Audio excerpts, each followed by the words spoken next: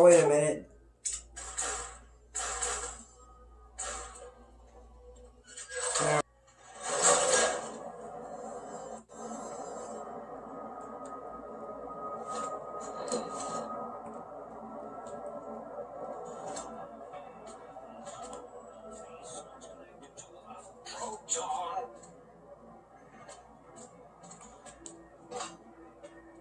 What the? Oh, before we talk to him though, there's another unique weapon. Okay. Now we can talk to him.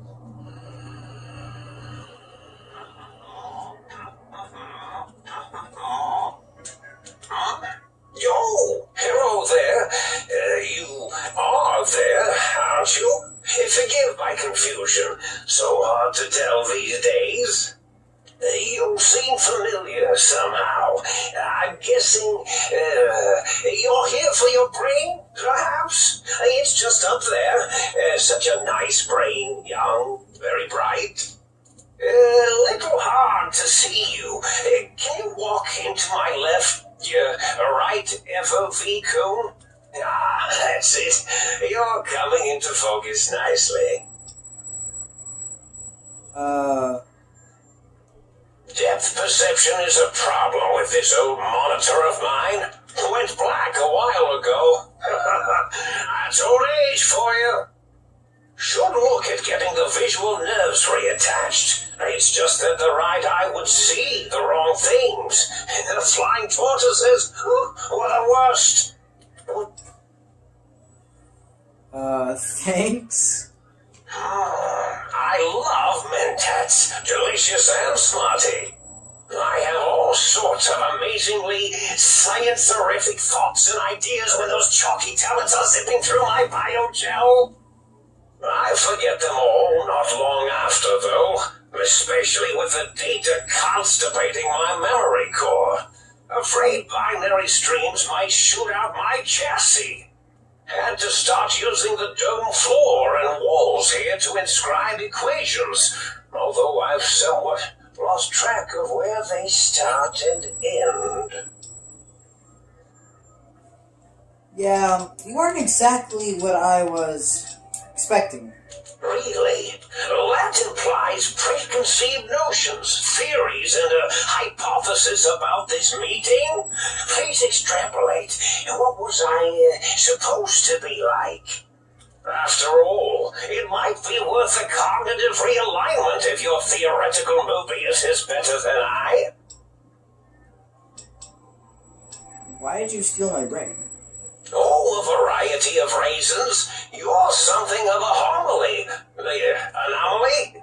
You're really quite special, and not in the cranially challenged way. You see, you are the most successful brain extraction experiment ever performed here at Big Mountain. A victim of your own success, as it were. If you were to go back with what your brain knows about the procedure, well, your brain could be popped back in and you could walk right out of here. Can't have brains moving around of their own volition. Exactly, I want my brain so I can leave.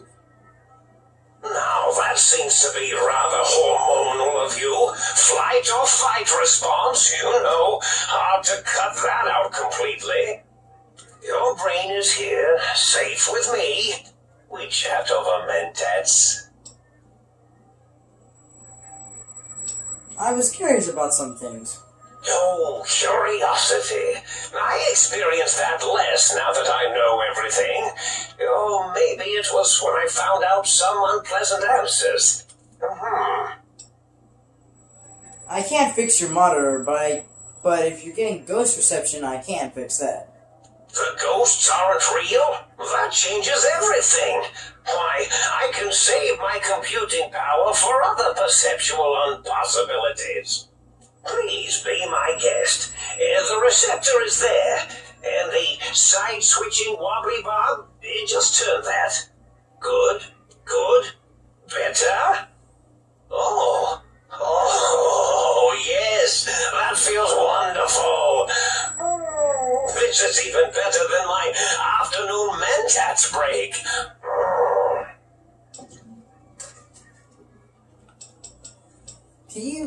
So this is what I mentioned 2 episodes ago about the Robo-Scorpions. We can learn about them here.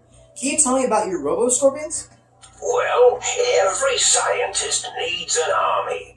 Mine came to me after these rather large scorpions kept coming in from the desert, like poisonous frosting. How scary, I thought, but they had survived when nothing else had. Perfect candidates for improvement as a reward for their tenacity. Then I thought, what if they shot energy bolts and acted as walking eyes and data-trained computers and acted as bullhorns? Then I made them bigger. Then I thought about custard. I do so love custard. Or was it mustard? Mustard custard. I miss sugars and salts. I was curious about some things. You don't seem aggressive. Why broadcast threats to the think tank? Oh, I was probably tripping hard on Psycho when I said that. Had to work myself up to it. Not usually violent, except when I am. Then, watch out! So many chems, such varieties. Whenever I take mentats, I can feel my entire chassis breathe like a big spherical lung. As for the Psycho, sometimes get the chem dispositories in my tank all switched up. Go in the wrong tube. Still, served its purpose. That sounds like you built the Robo-Scorpion. It issued threats to keep the think tank occupied. Did I? Maybe I did. Can't have them leaving. There's some reason for it. Ethics or, calm science? You and your brain are quite alike. I'm sure it knows the reasons better than I do. Everything, your name, your plan, even your name, Mobius, it just doesn't add up. Dr. Mobius. Rather catchy, isn't it? It's my name, and my new name overwrote the old one. This name's as real as you or I, although I believe your brain expressed similar incredulity at the nature of such an appellation. Someone's been watching too many old-world science fiction movies, it said. I believe it meant me. I must admit I have a vulnerability for holotape fantasies of planets and robots and all that is forbidden. As for the name I was born with, like the think tank, we were all reprogrammed to forget them, take on new names. It enforces the recursion loop in our perception programming.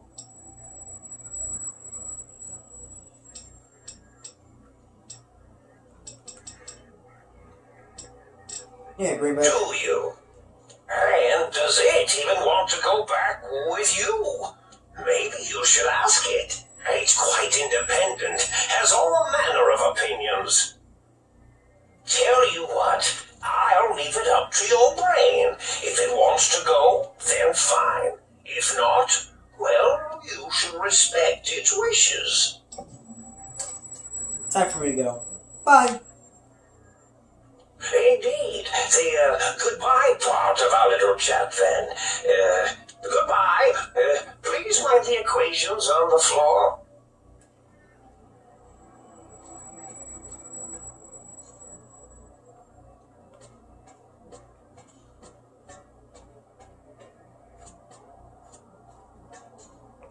Oh, I didn't see that. Whoa!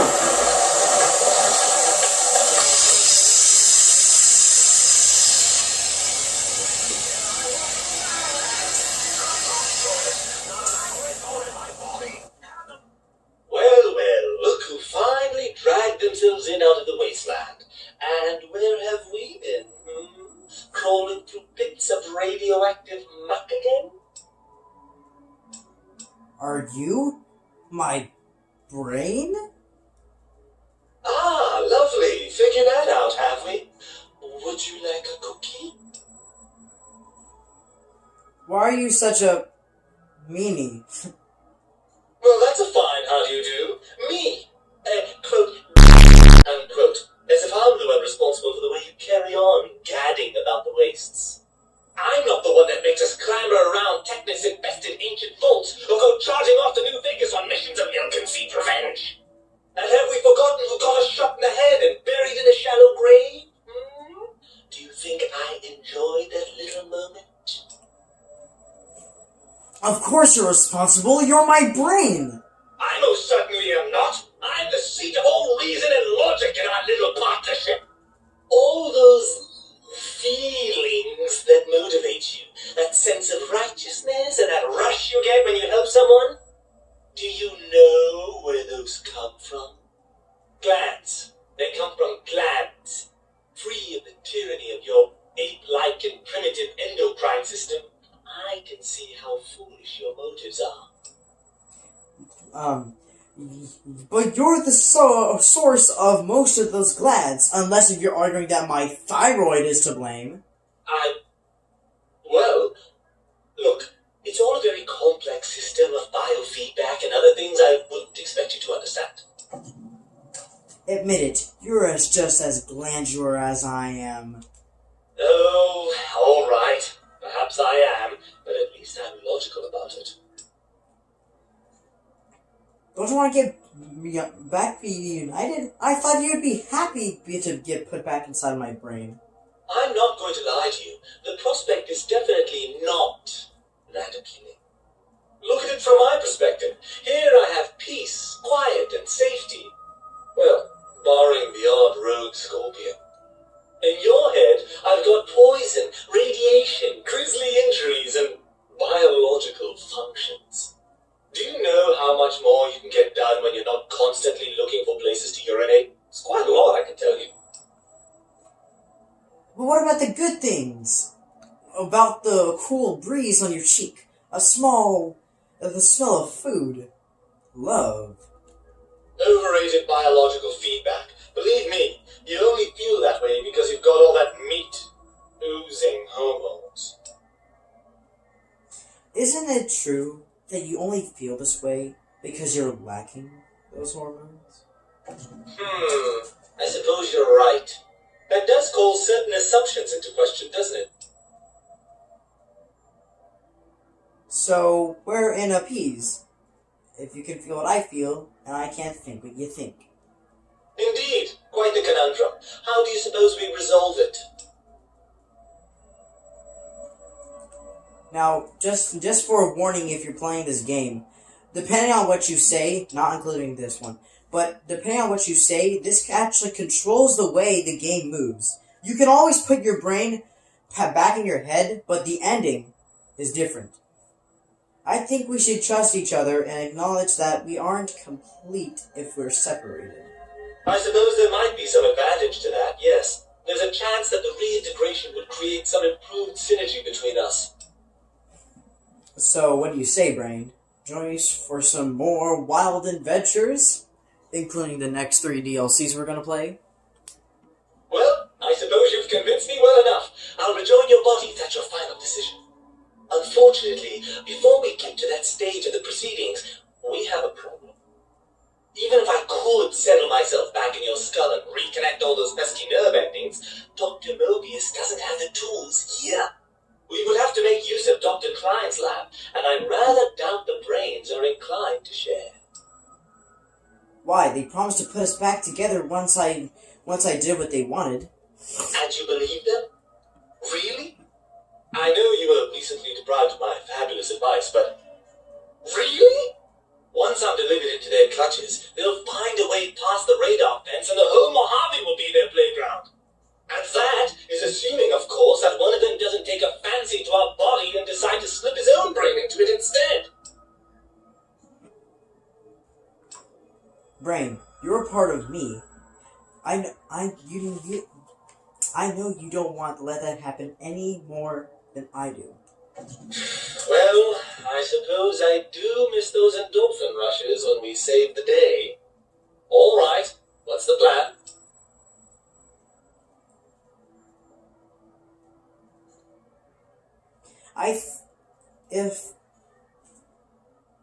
Oh, hold up. I'll handle the brains. You stay here. They'll be more useful outside my head. That arrangement suits me fine. Do try not to get too many holes drilled in your head, will you? I may want to drop by for sentimental reasons. Right then. You messed me off, haven't you? The think tank will be waiting. No, don't worry about me. When you're gone, I'll flush myself over to the sink. It's amazing how far you can get in this place with a Make up your mind. I'll keep myself hidden in the ductwork. Clyde won't suspect I'm inside the dome, so he won't know the pacification field no longer works on us. I can also upgrade the sink's autodock with the procedures to reinstall your heart and spine, assuming you want all that flesh and gristle back. With any luck, I'll see you in the sink when this is all over. Oh, I see you and your brain reached a compromise. How pleasant. I hypothesize after the indignant frequencies my receptors have recepted, such a partnership-based conclusion would be low on the likely scale. Your brain told me the think tank needs to be solved. Can you help? If I recall, I had a plan that was working, whatever it was. I don't think it reached fruition. I would recall fruit if it had happened. I wasn't trying to kill them, just keep them out of trouble. What was that plan? Blast. I probably wrote it down on the floor somewhere.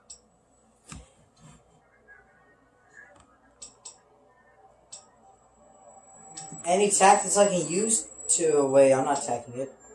Something ingenious and needlessly complicated, I expect. I may have already told you and forgotten it. I forgot I had forgotten pencils until one day I found one. Spent days studying its purpose before my memory circuit kicked in. Felt quite silly. Anything I can stop them that doesn't require violence? Well, you could try and appeal to their humanity. That's a tired cliche. And really, when they were humans, they weren't very good humans. I'd like to make the effort. Well, there's many things they have forgotten, sitting in their bowls. Friendship, the thrill of discovery, love, ritual.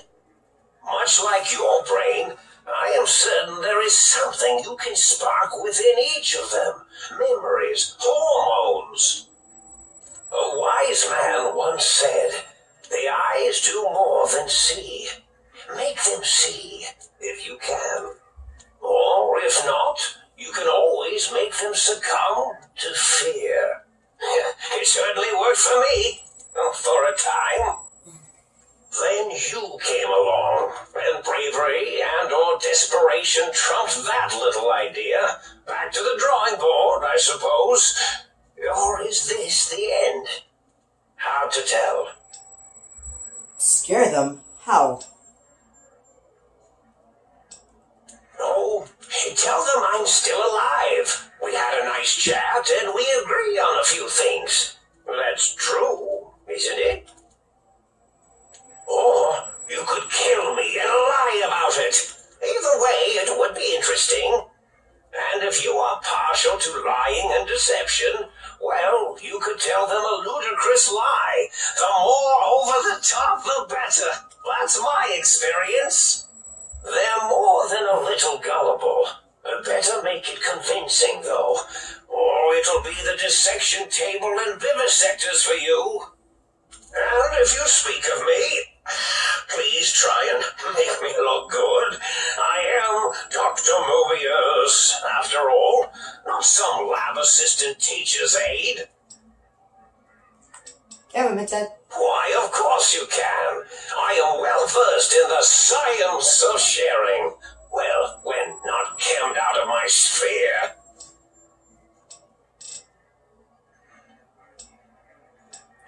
Time for me to go. Bye. Indeed. I don't want to hear that again. Do you like me? Yeah. The lobotomite.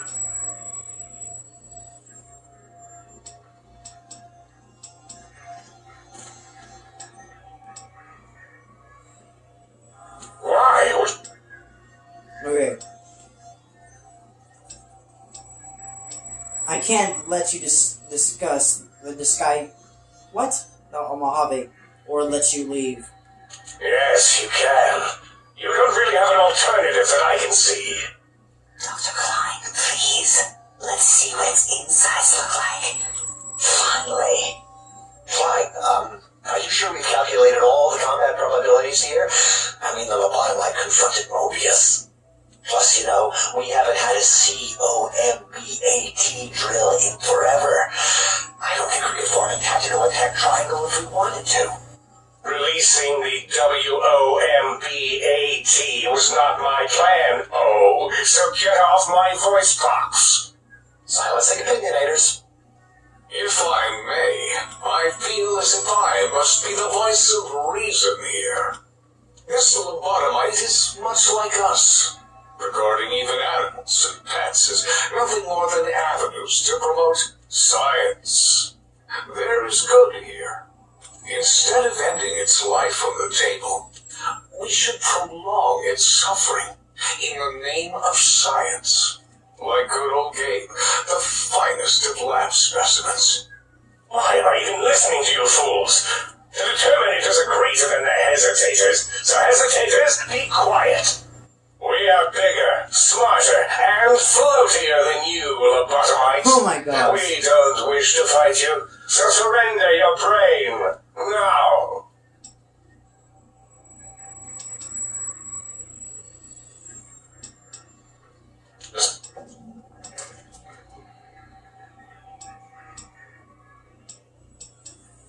That's no deal at all. There's a whole world beyond the crater. We could have escaped, seen it all for ourselves, tested it, prodded at it, made it squirm.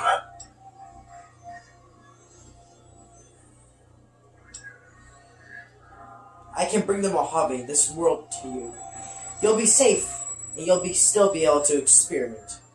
For you? And for science? I have a strange sensation that I would like that. How odd. Very well, partner. The think tank is at your service as long as you do not destroy us.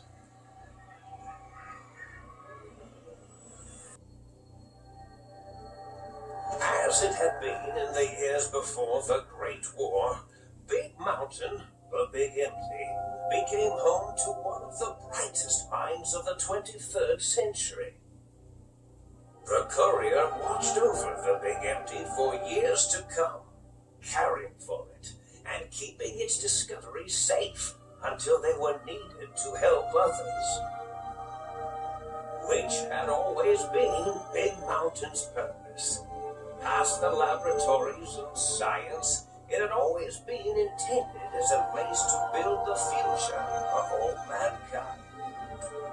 The courier had scoured much of the Big Empty, although secrets still remained in the crater's depths. Perhaps that was for the best, however. Curiosity, while sometimes rewarded for its efforts, Dang it! often proves to be equally dangerous. Dr. Mobius continued his research undisturbed in the Forbidden Zone. As much as he had attempted to create better scorpions, he tried the same with humanity, with considerably less success. These failures didn't bother him overmuch. Once the rush of mentats wore off, he forgot he had failed in any event. After all, the bright young mind who had come to visit him in the Forbidden Zone had already exceeded his expectations. The sink atop the dome bustled with the voices of a small town, constantly chirping, arguing, and snarling at each other. Still, this all happened productively in the interests of its new owner. The Sink Central Intelligence Unit discovered, despite its inversion code, it was comforted by the sense of community the other personalities gave it. The bookchute continued to devour all seditious materials until it nearly choked on a paperclip. It adamantly maintained it was a Chinese paperclip, and the whole thing had been an elaborately orchestrated assassination attempt. Oh my god! Whatever the reason, it slowed down for a while, carefully appraising each document and clipboard that came to it. The toaster continued its psychotic spree, reducing all appliances in range to scrap electronics and spare parts. After one of its more psychotic episodes, however, the other Satan personalities decided enough was enough and dumped the toaster in a bathtub. Snorting and hissing, the toaster swore its enemies would rue the day when they had bread and no way to toast it. Monkey did his best to collect the coffee cups. Although in his quest, he accidentally trapped himself in Higgs village. It might have been the end for poor Monkey. Except, he found it peaceful there, tidying up the issues of the think tank professors back when they had been flesh and bone. Well, except for Dr. O. was for having made Monkey in the first place. Oh my gosh. Monkey left O's house deliberately dirty, punishing the dishes and cups that lived there in blind revenge for serving Dr. O. Blind old Jefferson, with sounds the courier brought him, created a symphonic counter-frequency that saved Big Mountain from sonic invasion in 2910. If you didn't hear about it, good. As the courier made his way through the X8 facility, the computers analyzed the test subject's movements. They eventually created new cyberdogs to root out commie traders from the wasteland. Traders like Betsy Bright, Richie Marcus. Although they couldn't seem to find any commies, so they turned on themselves, howling sonic barks that echoed miles across the landscape. The infiltration program in X-13 felt spent, having repeatedly upgraded the stealth suit until it could upgrade it no more. It felt warm, fulfilled, and a bit sluggish. It realized not long after, the stealth suit had left it, without so much as a note on the nightstand. So the infiltration program sent out robo-brains into the wastes, looking for its wayward technology. It eventually found Retcon HQ and set up a new research center, testing and murdering fiends who kept breaking into the facility. The courier left the brain at the Big Empty. A strange thing to say, but it was the truth. Brains are less important than they may seem. When the courier's body finally passed, the brain was saddened. It kept on, remembering the vessel that had once contained it. Even at the end, when it started to fail, however, the brain resisted going into a floating chassis like the think tank. It never said why. Perhaps it was out of respect for the courier's body. All things must come to an end, and to hang on to the past is something that's not to be undertaken lightly. Dr. Klein and the think tank remained alive, unaware of the world outside. They looped through their daily routine, none the wiser about the world beyond, although perhaps wiser was the wrong word. The world outside belonged to the courier, and if anyone would shape it, well, the courier had already called dibs. There is an expression in the wasteland, old world blues. It refers to those so obsessed with the past they can't see the present, much less the future, or what it is. They stare into the what was, eyes like pilot lights, guttering and spent, as the realities of their world continue on around them. Science is a long, steady progression into the future. But What may seem a sudden event often isn't felt for years, even centuries to come. In the times following the Second Battle of Hoover Dam, however, Old World blues took on a new meaning. Where once it was viewed as a form of sadness, nostalgia, it became an expression describing the potential for the future. It can be easy to see science as evil, technology unchecked as the source of all ills, all misfortunes. With the courier at the helm, science became a beacon for the future. There was old world blues and new world hope. And hope ruled the day at Big Mountain. We could say more, but the stories in the Big Empty speak for themselves. Now armed with the transportal ponder, the courier could return to the dome at any time and crack open the secrets of the Big Empty one by one. The sink sat vigilant, waiting for its master to return, shoes covered in Mojave dust. Only one road yet remained, and it was one the courier had to walk alone. That's pretty cool. That was a nice DLC. Very fun.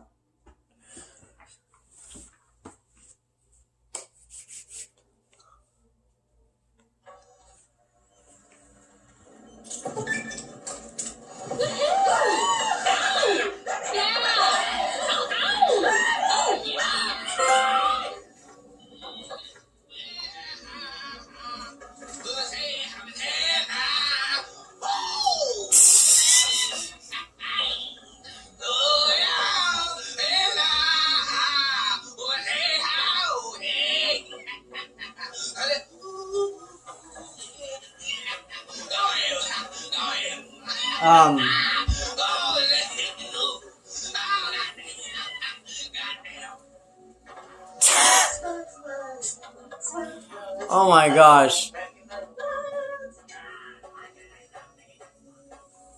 Okay, guys. So, we still have some mysteries to complete in Old World Blues. And thank you for watching. And comment below which DLC should I do next. If you want to. I'm not making it. And if you're new, like and subscribe. I'll see you guys later.